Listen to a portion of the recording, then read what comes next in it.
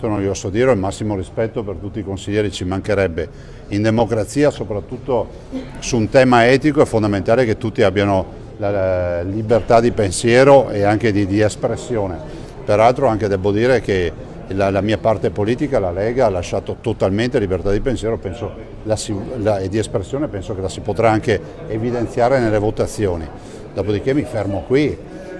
Io spero che a livello nazionale si affronti il tema, lo si affronti o in una direzione, che è quella di dire cerchiamo di normare questo fine vita a tutela della libera scelta e dei casi estremi, oppure si vada in un'altra direzione. Ho sentito molti discorsi che vanno in direzione diametralmente opposta, che è quella di dire si farà una legge per negare la possibilità del fine vita. La coerenza è anche questo nella vita, ma un amministratore come sottoscritto deve essere laico nell'approccio. Si augurava però un esito. Che è confermato anche con questo voto cosa? Uno, che è una proposta di legge di iniziativa popolare che non viene dalla giunta regionale, finalmente spero che tutti abbiano avuto modo di comprenderlo, visto considerato che la comunicazione è stata fatta in altra maniera, quindi una proposta che è arrivata qui con una raccolta di firme e l'obbligo di trattarla entro 6 mesi, ed è oggi. Dall'altro non passa perché comunque a parità di voti, 25 a favore e 25 contro, viene reinviata in commissione, questa è la democrazia, dopodiché domani mattina i pazienti terminali, alla luce della sentenza del Consiglio di Stato 242 del 2019, possono chiedere l'accesso al fine vita, che è la prova provata che questa proposta di legge non serviva a autorizzare il fine vita, ma stabiliva i tempi per dare le risposte. Qui immagino e spero che non si sia partigiani nell'affrontare questo tema, che non ci siano delle fazioni.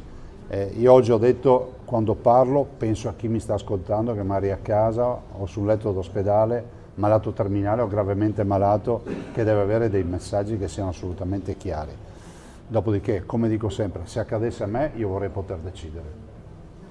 La libertà individuale è inviolabile, è un tema di libertà, non sono folgorato sulla via di Damasco, ma penso che gli amministratori abbiano l'obbligo di rappresentare tutti i cittadini, e in particolar modo nel mio caso quelli che mi hanno votato e anche quelli che non mi hanno votato, perché questo vuol dire fare l'amministratore.